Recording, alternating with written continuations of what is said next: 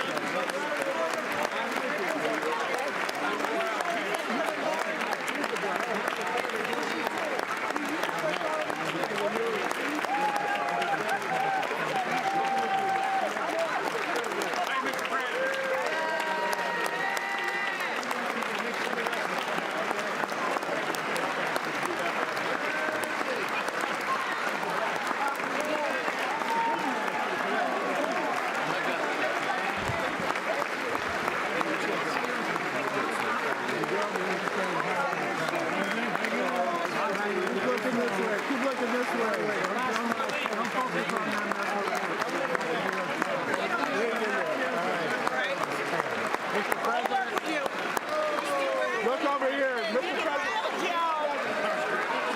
President. Good to see you, Mr. President. This is about you. This is about the soul of the nation. Good to see you. Soul of the nation. Soul of the nation. Listen, you see Barbara Lee right here. You see Barbara Lee. Okay, now.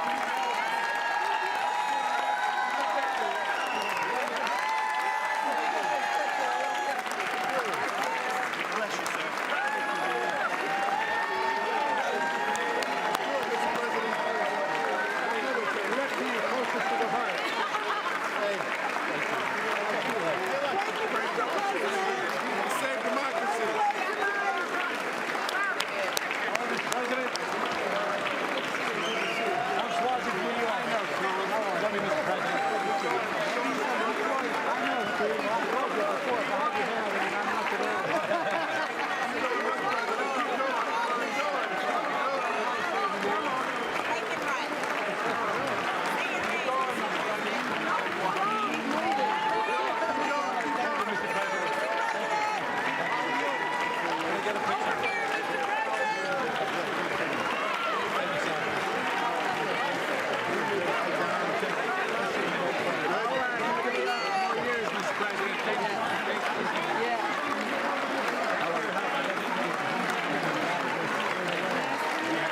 How are you doing? Today is the 59th anniversary of the Senate. Oh, good.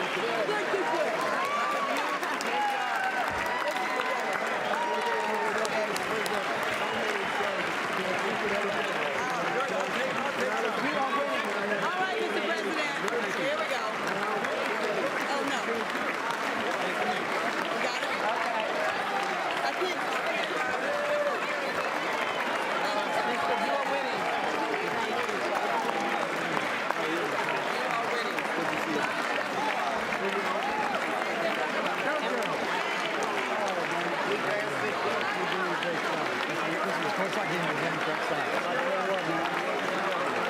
This guy has completed integrity.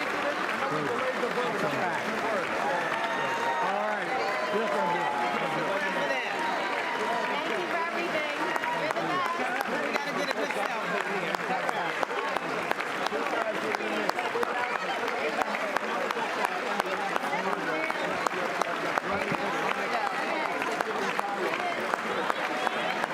Give him helmet, President. Yeah. Right.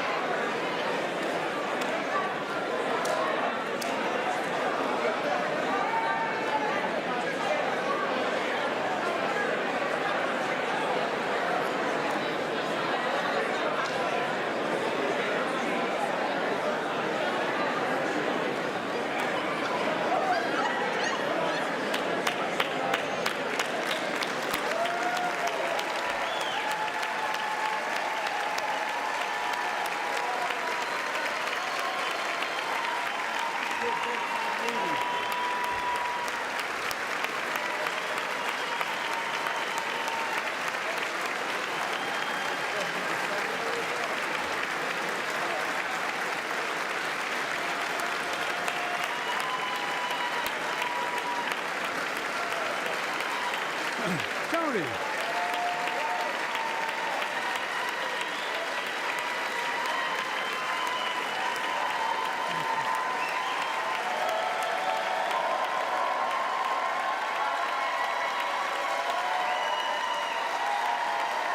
Thank you.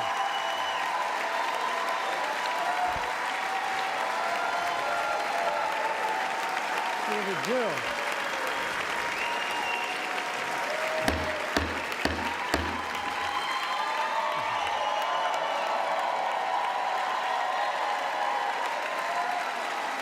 Good evening.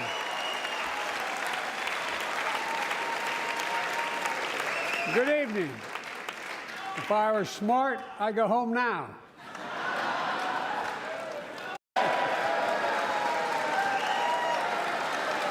Mr. Speaker, Madam Vice President, members of Congress, my fellow Americans, in January 1941, Franklin Roosevelt came to this chamber to speak to the nation, and he said, "I address you at a moment unprecedented in the history of the Union. Hitler was on the march. War was raging in Europe. President Roosevelt's purpose was to wake up Congress and alert the American people that this was no ordinary time. Freedom and democracy were under assault in the world. Tonight, I come to this same chamber to address the nation. Now, it's we who face an unprecedented moment in the history of the Union. And yes, my purpose tonight is to wake up the Congress and alert the American people that this is no ordinary moment either. Not since President Lincoln and the Civil War have freedom and democracy been under assault at home as they are today.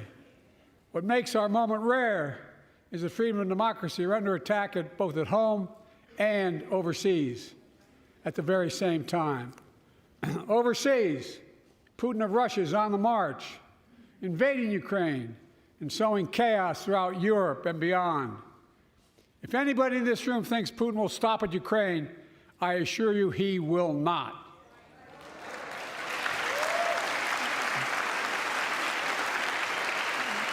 But Ukraine can stop Putin. Ukraine can stop Putin if we stand with Ukraine and provide the weapons that it needs to defend itself.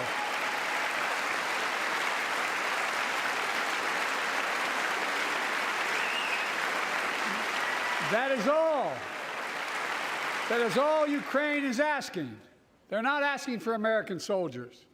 In fact, there are no American soldiers at war in Ukraine, and I'm determined to keep it that way. But now, assistance to Ukraine is being blocked by those who want to walk away from our world leadership. It wasn't long ago when a Republican president named Ronald Reagan thundered, "Mr. Gorbachev, tear down this wall." Now,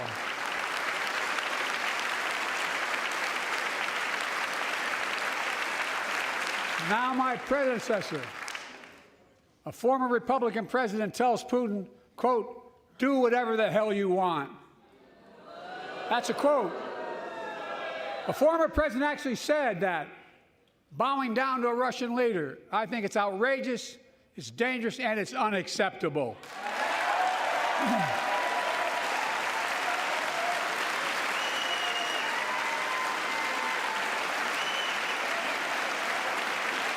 America is a founding member of NATO, the military alliance of democratic nations created after World War II to prevent war and keep the peace.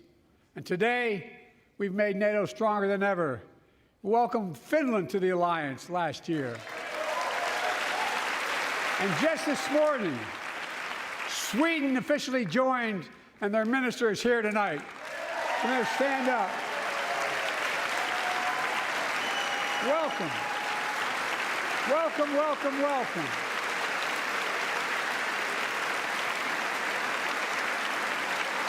And they know how to fight. Mr. Prime Minister, welcome to NATO, the strongest military alliance the world has ever seen. I say this to Congress. We have to stand up to Putin. Send me a bipartisan national security bill. History is literally watching. History is watching. If the United States walks away, it will put Ukraine at risk. Europe is at risk. The free world will be at risk, emboldening others to do what they wish to do us harm. My message to President Putin, who I've known for a long time, is simple. We will not walk away.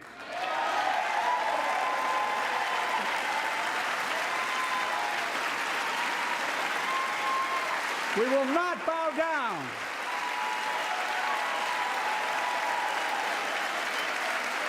I will not bow down. In a literal sense, history is watching. History is watching.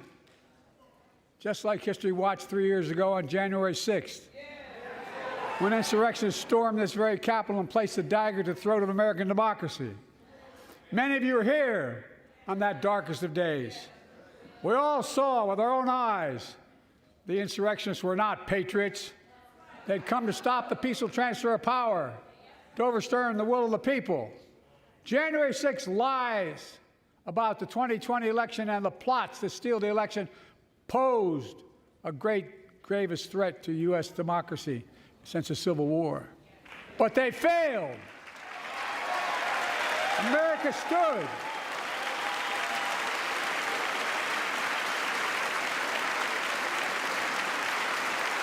America stood strong, and democracy prevailed. We must be honest. The threat to democracy must be defended. My predecessor and some of you here seek to bury the truth about January 6th. I will not do that. This is the moment to speak the truth and to bury the lies. Here's the simple truth. You can't love your country only when you win.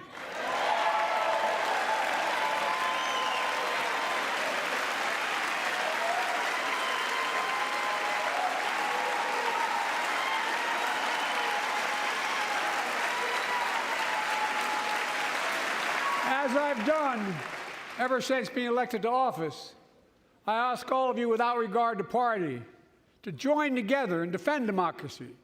Remember your oath of office to defend against all threats, foreign and domestic.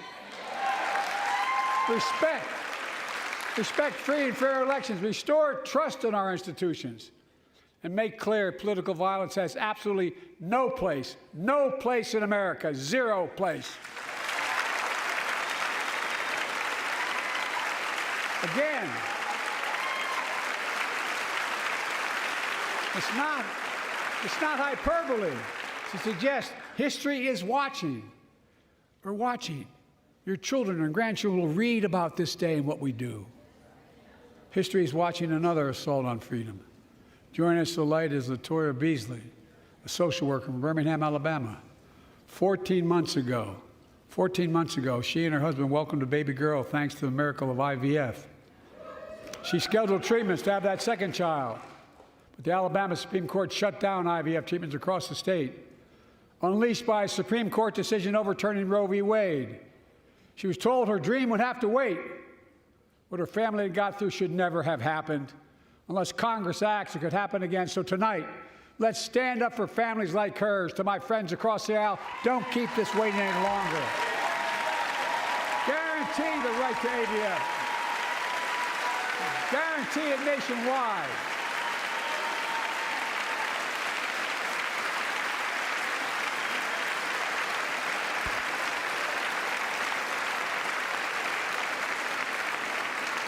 Like most Americans, I believe Roe v. Wade got it right. I thank Vice President Harris for being an incredible leader, defending reproductive freedom, and so much more.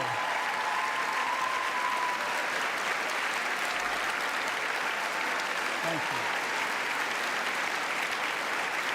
My predecessor came to office determined to see Roe v. Wade overturned. He's the reason it was overturned, and he brags about it. Look at the chaos that has resulted. Joining us tonight is Kate Cox, the wife and mother from Dallas. She's become pregnant again and had a fetus of a fatal condition. Her doctor told Kate that her own life and her ability to have children in the future were at risk if she didn't act. Because Texas law banned her ability to act, Kate and her husband had to leave the state to get what she needed. What her family got through should have never happened as well, but it's happening in too many others. There are state laws banning the freedom to choose, criminalizing doctors, forcing survivors of rape and incest to leave their states to get the treatment they need. Many of you in this chamber and my predecessor are promising to pass a national ban on reproductive freedom. My God, what freedom else would you take away? Look, it's a decision to overturn Roe v. Wade. The Supreme Court majority wrote the following, and with all due respect, justices, women are not without electoral power. Electoral or political power. You're about to realize just how much you're right about that.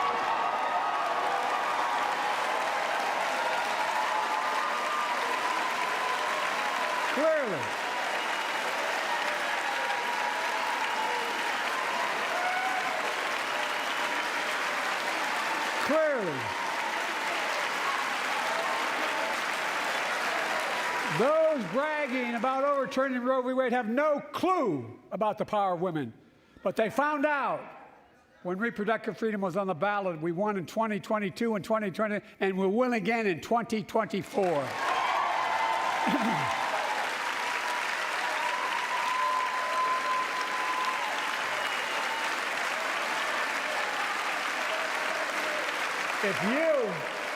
If you, the American people, send me a Congress that supports the right to choose, I promise you, I'll restore Roe v. Wade as the law of the land again.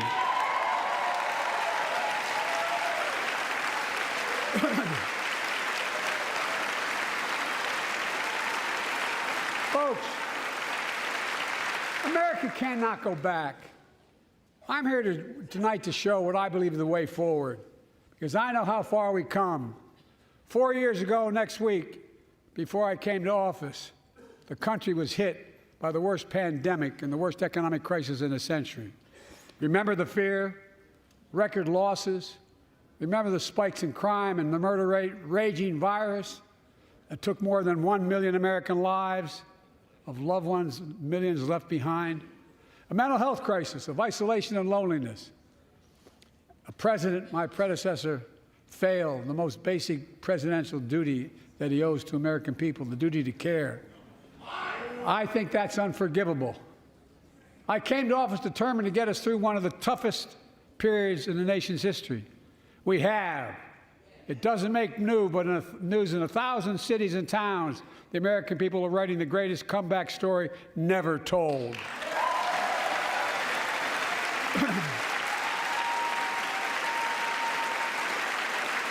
So let's tell the story here.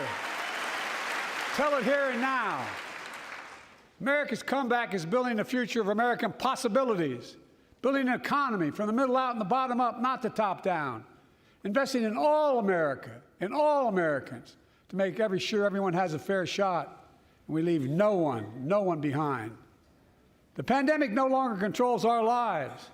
The vaccines that saved us from COVID are now being used to beat cancer, turning setback into comeback. That's what America does. That's what America does.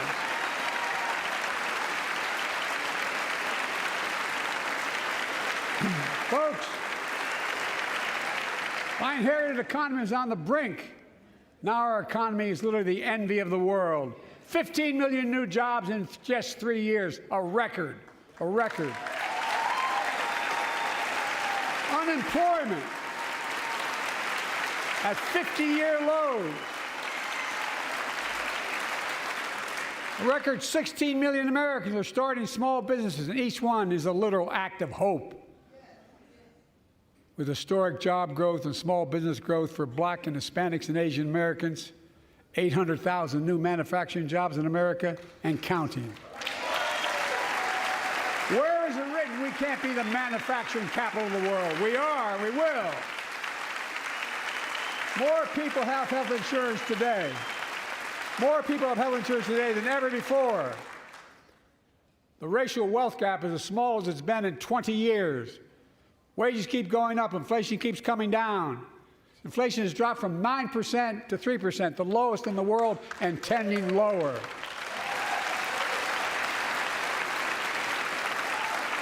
The landing is and will be soft. And now, instead of importing foreign products and exporting American jobs, we're exporting American products and creating American jobs right here in America, where they belong.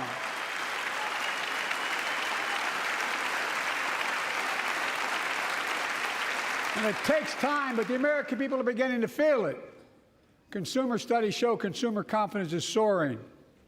Buy America has been the law of the land since the 1930s. Past administrations, including my predecessor, including some Democrats as well in the past, failed to buy American. Not anymore. On my watch, federal projects that you fund, like helping build American roads, bridges, and highways, will be made with American products and built by American workers.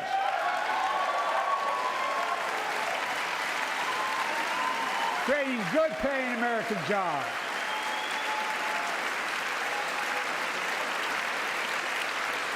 And thanks to our CHIPS and Science Act, the United States is investing more in research and development than ever before. During the pandemic, a shortage of semiconductors, chips, that drove up the price of everything from cell phones to automobiles. And by the way, we invented those chips right here in America. Well, instead of having to import them, private companies are now investing billions of dollars to build new chip factories here in America, creating tens of thousands of jobs. Many of those jobs paying $100,000 a year and don't require a college degree.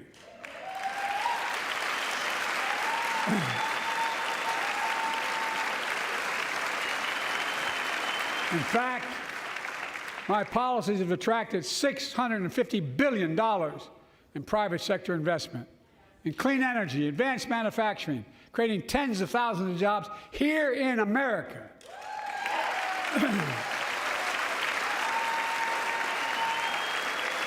And thanks to our bipartisan infrastructure law, 46,000 new projects have been announced all across your communities.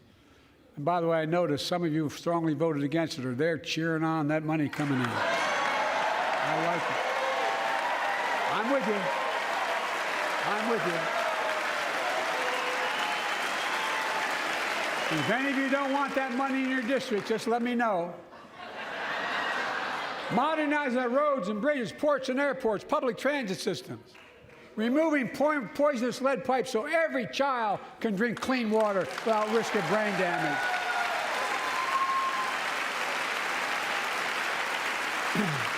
Providing affordable high-speed internet for every American, no matter where you live, urban, suburban, or rural communities, in red states and blue states. Record investments in tribal communities. Because of my investment in the family farm,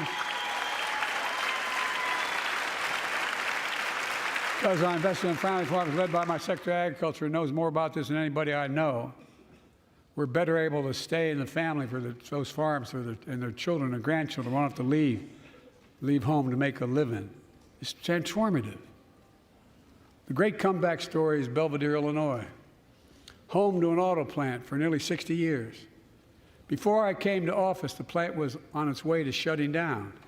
Thousands of workers feared for their livelihoods. Hope was fading.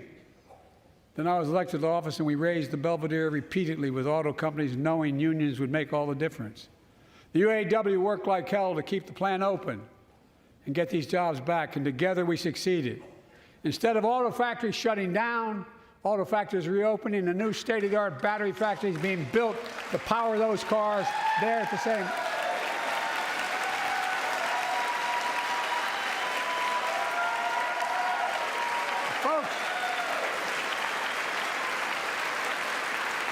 The folks of Belvidere, I say, instead of your town being left behind, your community is moving forward again. Because instead of watching auto jobs of the future go overseas, 4,000 union jobs with higher wages are building the future in Belvidere right here in America.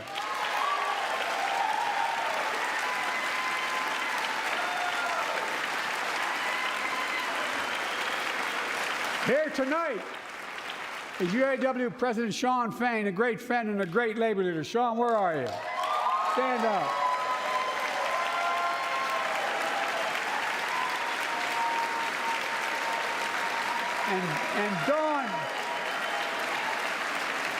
And Dawn Sims, a third-generation worker, UAW worker at Belvedere. Shawn, I was proud to be the first president to stand on the picket line, and today, Dawn has a good job in her hometown, providing stability for her family and pride and dignity as well. Showing once again, Wall Street didn't build America. They're not bad guys. They didn't build it, though. The middle class built the country, and unions built the middle class.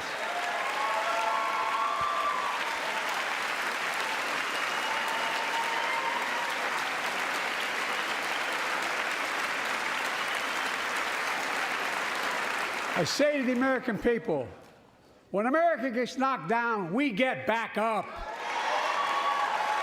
We keep going. That's America.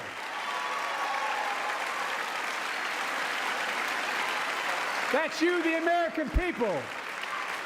It's because of you America's coming back. It's because of you our future is brighter. It's because of you that tonight we can proudly say the state of our union is strong and getting stronger.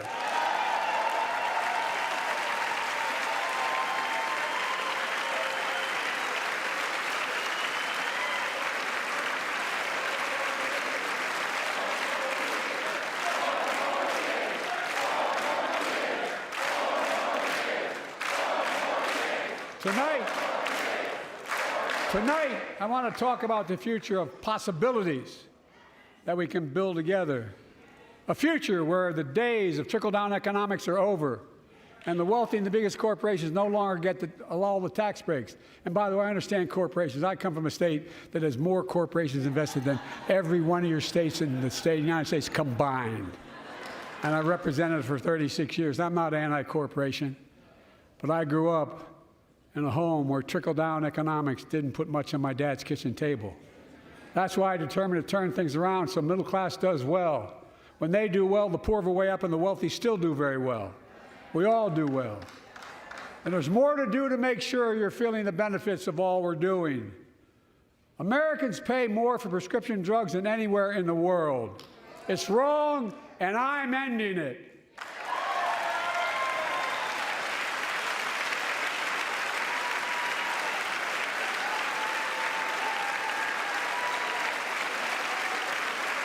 With a law that I proposed and signed, not one of you Republican buddies voted for it, we finally beat Big Pharma.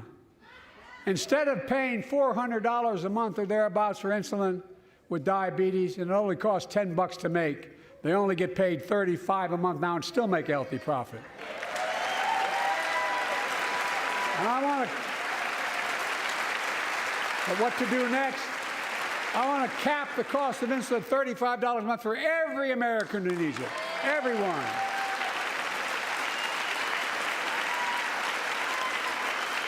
For years, people have talked about it, but finally we got it done and gave Medicare the power to negotiate lower prices on prescription drugs, just like the VA is able to do for veterans. That's not just saving seniors money, it's saving taxpayers money. We cut the federal deficit by $160 billion. Because Medicare will no longer have to pay those exorbitant prices to Big Pharma. This year, Medicare is negotiating lower prices for some of the costliest drugs on the market that treat everything from heart disease to arthritis. It's now time to go further and give Medicare the power to negotiate lower prices for 500 different drugs over the next decade. They're making a lot of money, guys. And they'll still be extremely profitable. Will not only save lives, it will save taxpayers another $200 billion. Starting next year, the same law caps total prescription drug costs for seniors on Medicare at $2,000 a year, even for expensive cancer drugs that cost $10,000, $12,000, $15,000. Now I want to cap prescription drug costs at $2,000 a year for everyone.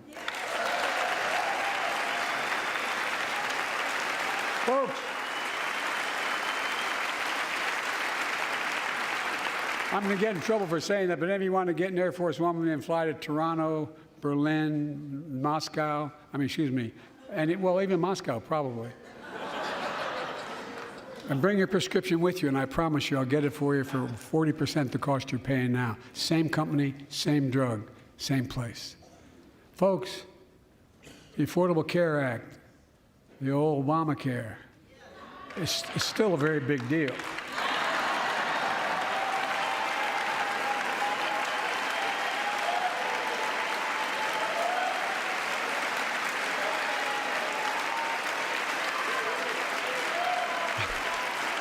Over 100 million of you can no longer be denied health insurance because of pre-existing condition. Well, my predecessor, and many in this chamber, want to take this prescription drug away by repealing the Affordable Care Act. I'm not going to let that happen. We stopped you 50 times before, and we'll stop you again. In fact, I'm not only protecting it, I'm expanding it.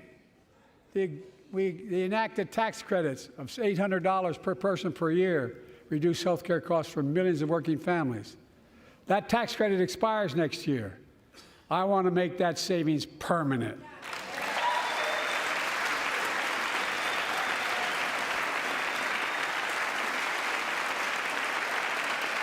To state the obvious, women are more than half our population, but research on women's health has always been underfunded. That's why we're launching the first ever White House initiative on women's health research, led by Jill, doing an incredible job as First Lady.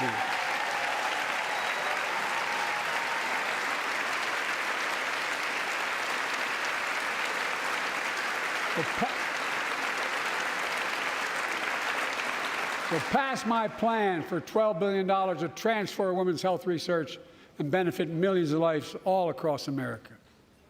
I know the cost of housing is so important to you.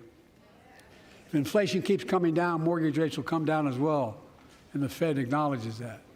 But I'm not waiting. I want to provide an annual tax credit that will give Americans $400 a month for the next 2 years as mortgage rates come down, to put toward their mortgages when they buy their first home or trade up for a little more space. Just for 2 years.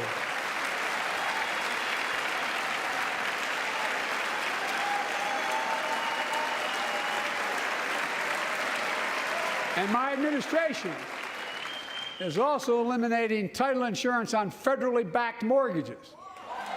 When you refinance your home, you can save $1,000 or more as a consequence. For millions of renters, we're cracking down on big landlords who use antitrust law, who break antitrust laws by price fixing and driving up rents. We've cut red tape so builders can get federally financing, which is already helping build a record 1.7 million new housing units nationwide. Now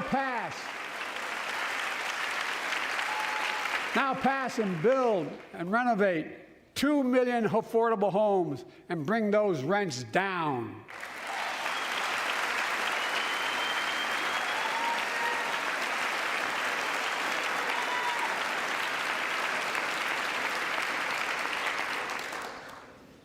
To remain the strongest economy in the world, we need to have the best education system in the world. And I, like I suspect all of you, want to give every child, a good start by providing access to preschool for 3 and 4 years old. You know, I think I pointed out last year,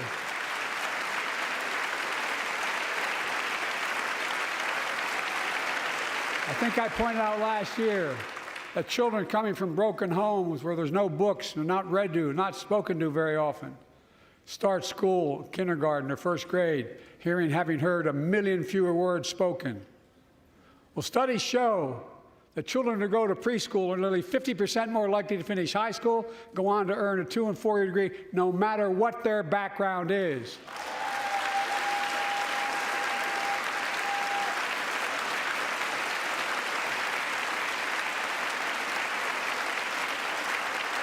I met a year and a half ago with the leaders of the Business Roundtable. They were mad that they were angry. I think, well, they were discussing why I wanted to spend money on education. I pointed out to them as vice president, I met with over I think it was 182 of those folks. Don't hold me to the exact number.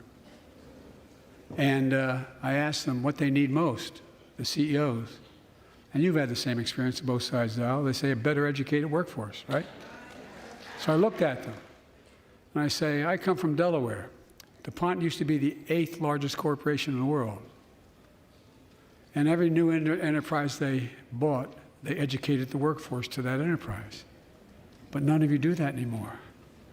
Why are you angry with me providing you the opportunity for the best educated workforce in the world?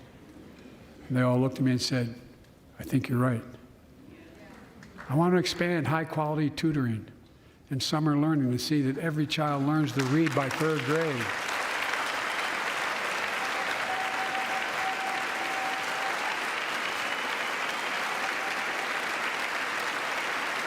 I'm also connecting local businesses and high schools so students get hands-on experience and a path to a good-paying job, whether or not they go to college. And I want to make sure that college is more affordable. Let's continue increasing the Pell Grants to working and middle-class families and increase record investments in HBCUs and minority-serving institutions, including Hispanic institutions.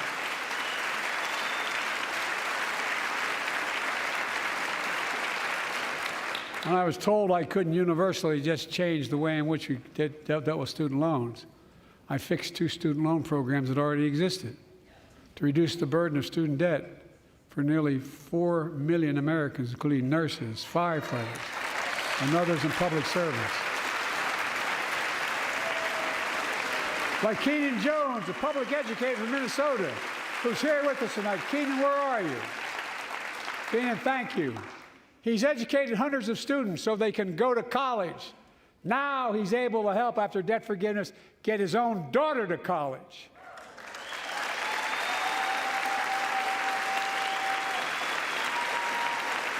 And folks, look,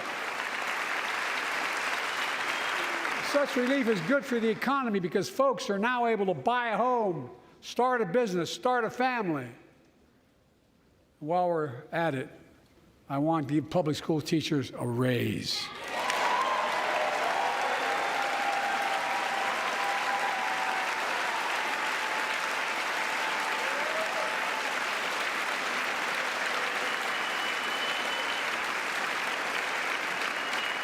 And by the way, the first couple of years, we cut the deficit. Now, let me speak to the question of fundamental fairness for all Americans. I've been delivering real results in fiscally responsible ways. We've already cut the federal deficit. We've already cut the federal deficit over $1 trillion. I signed the bipartisan deal to cut another $1 trillion in the next decade. It's my goal to cut the federal deficit another $3 trillion by making big corporations and very wealthy finally beginning to pay their fair share.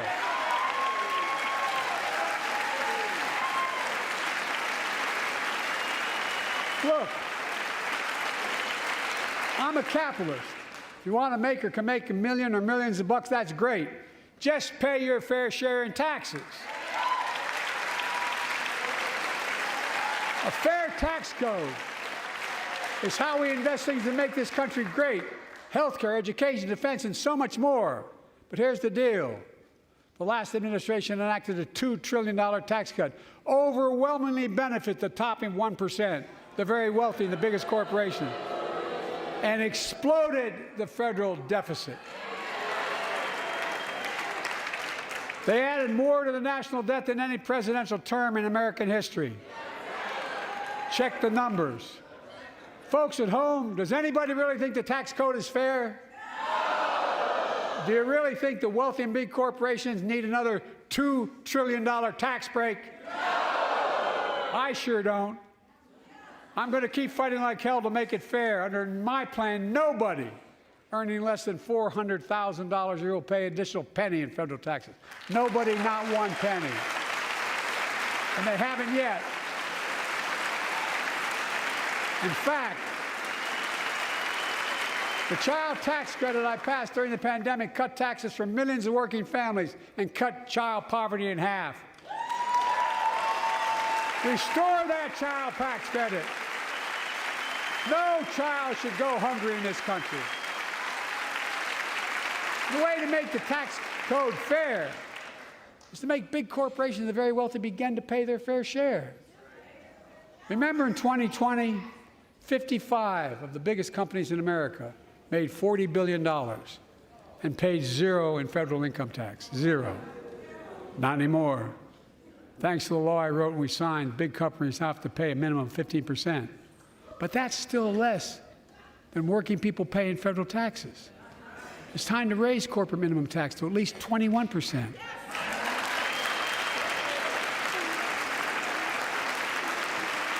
So every big corporation finally begins to pay their fair share.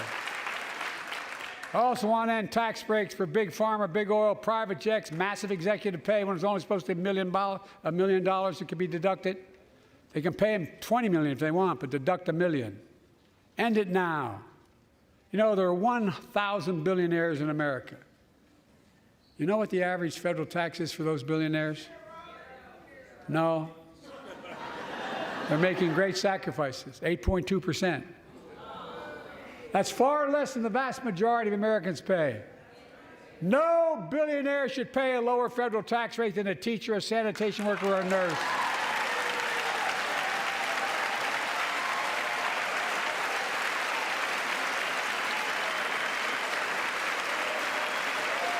I propose a minimum tax for billionaires of 25%, just 25%. You know what that would raise? That would raise $500 billion over the next 10 years.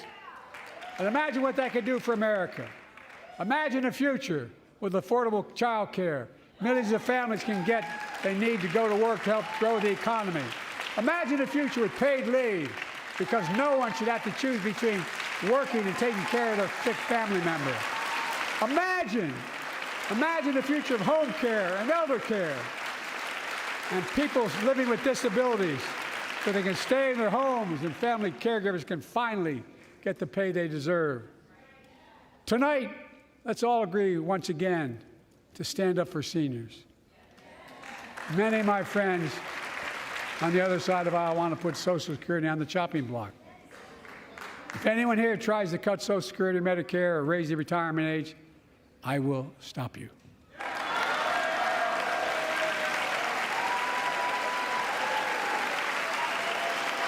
The working people who built this country pay more into Social Security than millionaires and billionaires do. It's not fair. We have two ways to go. Republicans can cut Social Security and give more tax breaks to the wealthy. That's the proposal. Oh no, you guys don't want another $2 trillion tax cut? I kind of thought that's what your plan was. Well, that's good to hear. You're not going to cut another $2 trillion for the super wealthy. That's good to hear. I'll protect and strengthen Social Security and make the wealthy pay their fair share. Look,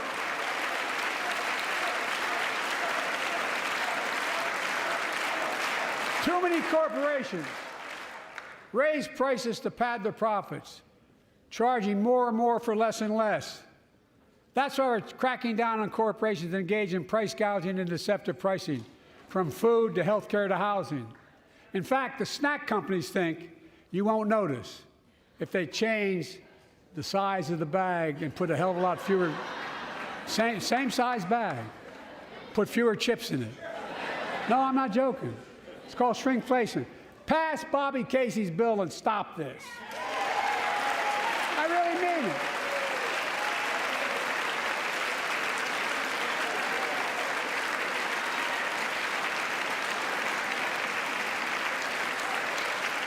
You probably all saw that commercial on Snickers bars. You get charged the same amount, and you got about, I don't know, 10% fewer Snickers in it. Look, I'm also getting rid of junk fees.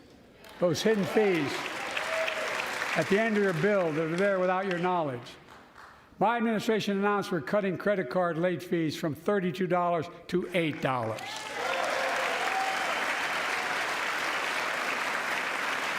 Banks and credit card companies are allowed to charge what it costs them to instigate the collection. And that's more a hell of a lot like $8 and 30-some dollars. They don't like it. The credit card companies don't like it. But I'm saving American families $20 billion a year with all the junk fees I'm eliminating. Folks at home, that's why the banks are so mad. It's $20 billion in profit. I'm not stopping there. My administration has proposed rules to make cable, travel, utilities, and online ticket sellers tell you the total price up front so there are no surprises. It matters. It matters. And so does this. In November, my team began serious negotiation with a bipartisan group of senators. The result was a bipartisan bill with the toughest set of border security reforms we've ever seen. Oh, you don't think so? Oh, you don't like that bill, huh? That conservatives got together and said it was a good bill? I'll be darned. That's amazing. That bipartisan bill would hire 1,500 more security agents and officers, 100 more immigration judges to help tackle the backload of 2 million cases, 4,300 more asylum officers, and new policies so they can resolve cases in 6 months instead of 6 years now.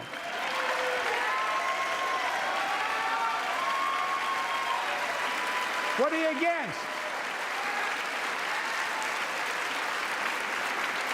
100 more high-tech drug detection machines to significantly increase the ability to screen and stop vehicles smuggling fentanyl into America. That's killing thousands of children. This bill would save lives and bring order to the border. It will also give me and any new president new emergency authority to temporarily shut down the border when the number of migrants at the border is overwhelming. The Border Patrol Union has endorsed this bill. The Federal Chamber of Commerce is, yeah. You're saying low. Look at the facts. I know you know how to read.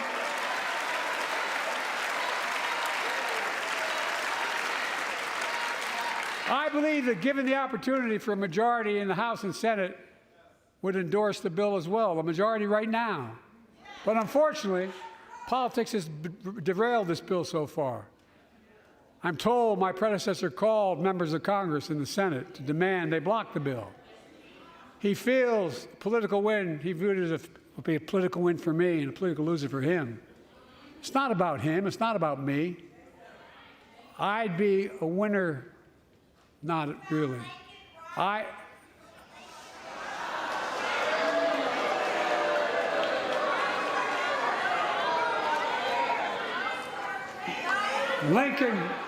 Lincoln Riley, an innocent young woman who was killed by an illegal.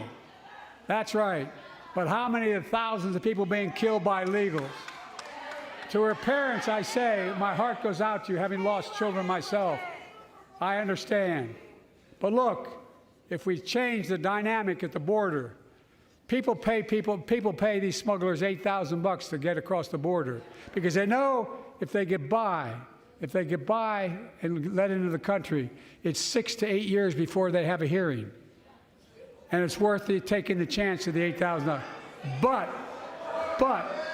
if it's only 6 weeks, the idea is it's highly unlikely that people will pay that money and come all that way knowing that they'll be able to be kicked out quickly. Folks, I would respectfully suggest my Republican friends owe it to the American people, get this bill done. We need to act now.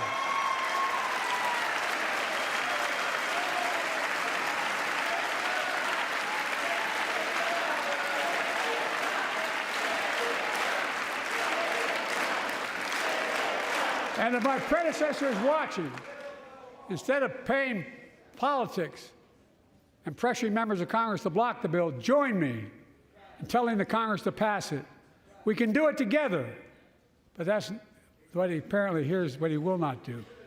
I will not demonize immigrants saying they are poison in the blood of our country. I will not separate families. I will not ban people because of their faith. Unlike my predecessor on my first day in office, I introduced a comprehensive bill to fix our immigration system. Take a look at it. It has all these and more. Secure the border. Provide a pathway to citizenship for dreamers, and so much more. But unlike my predecessor, I know who we are as Americans. We're the only nation in the world with a heart and soul that draws from old and new. Home to Native Americans, whose ancestors have been here for thousands of years. Home to people of from every place on earth. They came freely. Some came in chains. Some came when famine struck, like my ancestral family in Ireland. Some to flee persecution, to chase dreams that are impossible anywhere but here in America. That's America. And we all come from somewhere, but we're all Americans.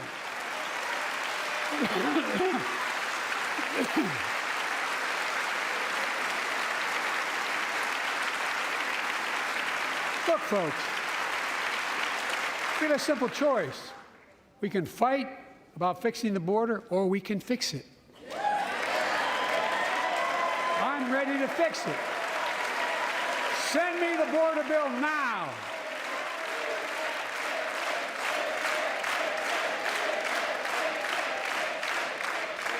A transformational moment in history happened 59 years ago today in Selma, Alabama.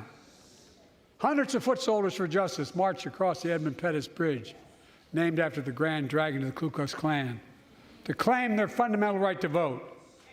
They were beaten, they were bloody, and left for dead. Our late friend and former colleague, John Lewis, was on that march. We miss him.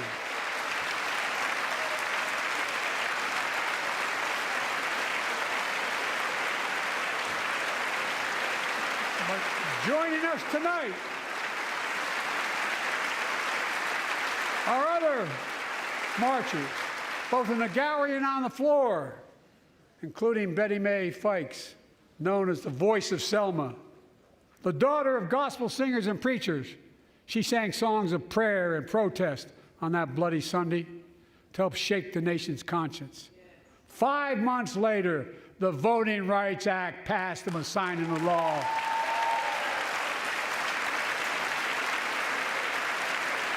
Thank you. Thank you, thank you, thank you.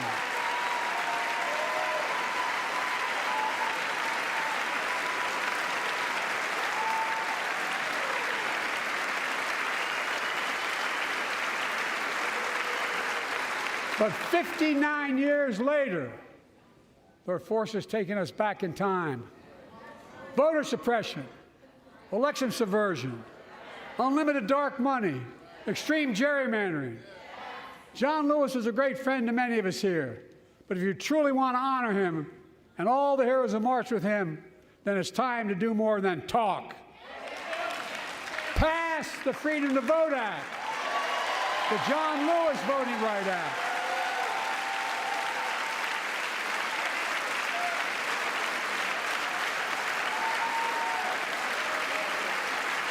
And stop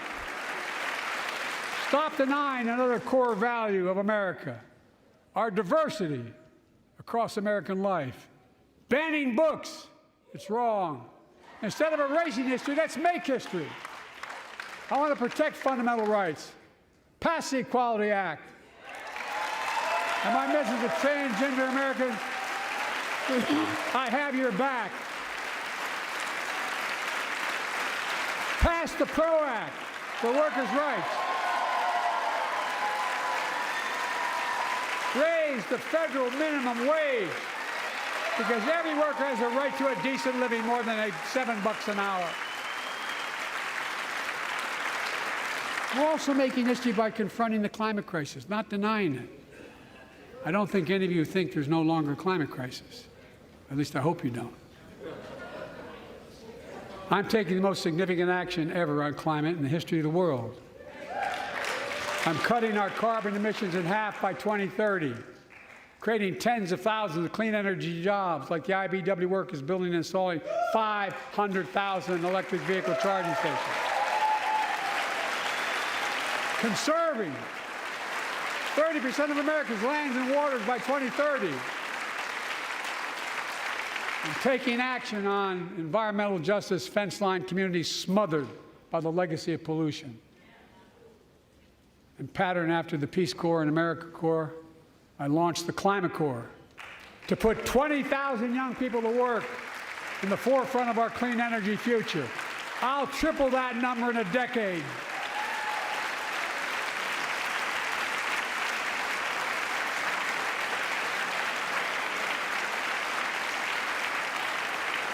To state the obvious, all Americans deserve the freedom to be safe, and America is safer today than when I took office.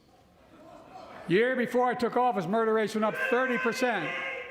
30% they went up. The biggest increase in history. It was then, through my American Rescue Plan, which every American voted against, I might add, we made the largest investment in public safety ever. Last year, the murder rate saw the sharpest decrease in history. Violent crime fell to one of its lowest levels in more than 50 years. But we have more to do. We have to help cities invest in more community police officers, more mental health workers, more community violence intervention. Give communities the tool to crack down on gun crime, retail crime, and carjacking. Keep building trust, as I've been doing by taking executive action on police reform and calling for it to be the law of the land. Directing my cabinet to review the federal classification of marijuana and expunging thousands of convictions for the mere possession, because no one should be jailed for simply using or have it on their record. Take on crimes of domestic violence. I'm ramping up the federal enforcement of the Violence Against Women Act that I proudly wrote when I was a senator, so we can finally end the scourge against women in America.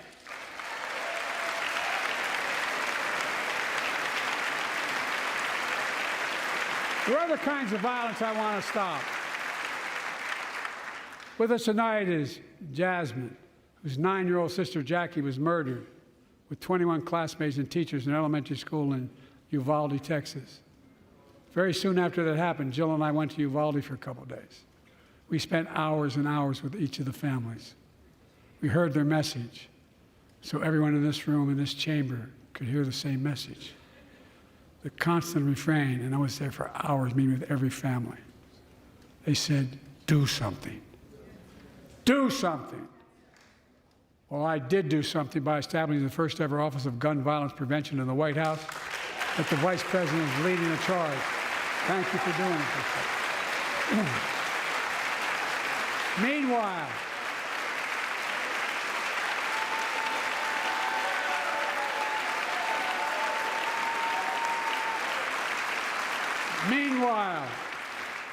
my predecessor told the NRA he's proud he did nothing on guns when he was president. Oof. After another shooting in Iowa recently, he said, when asked what to do about it, he said, just get over it. There's his quote, just get over it. I say, stop it. Stop it, stop it, stop it.